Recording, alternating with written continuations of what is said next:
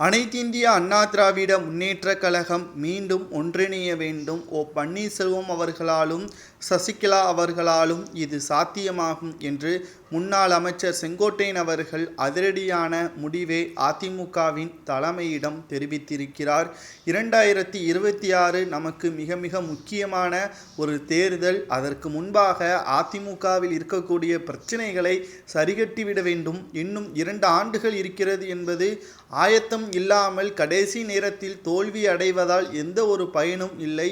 தற்பொழுது இருக்கக்கூடிய அதிமுகவில் அடிமட்டத்தில் இருந்து தலைமை வரை என்னென்ன பிரச்சனைகள் இருக்கிறது என்பதை பார்த்து அதை சரி பண்ணால் மட்டும்தான் சட்டமன்ற தேர்தலில் அதிமுக மிகப்பெரிய ஒரு வெற்றியை ஏற்படுத்த முடியும்.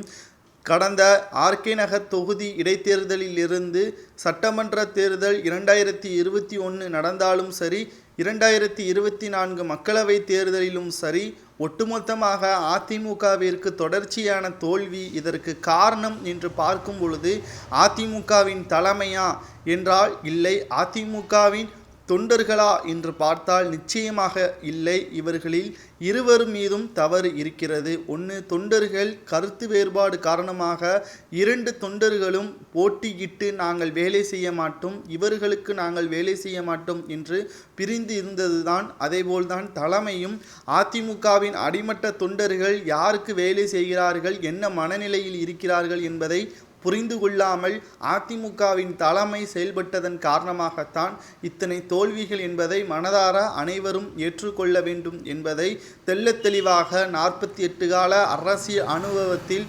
செங்கோட்டையன் அவர்கள் 2.5 மணி நேரம் எடப்பாடி பழனிசாமி வீட்டில் தெரிவித்திருக்கிறார். ஆனால் உடன்படாத எடப்பாடி பழனிசாமி அவர்கள் வேறு வழியே இல்லை, நீங்கள் இதற்கு உடன்பட்டுத்தான் ஆக வேண்டும். அதிமுக வெற்றி என்பது 2.5 கோடி மக்களின் வெற்றி என்றும், நீங்கள் பொதுச்செயலராக இது மட்டும் நீங்கள் ஒப்புக்கொள்ளுங்கள், உங்களது பதவியை நாங்கள் பார்த்து கொள்கிறோம் என்று முன்னாள் அமைச்சராக இருக்கக்கூடிய செங்கோட்டையன், தங்கமணி, வேலுமணி, KP முனுசாமி இவர்கள் கூறியிருப்பதாக செய்திகளும் வெளியாகி கொண்டிருக்கிறது.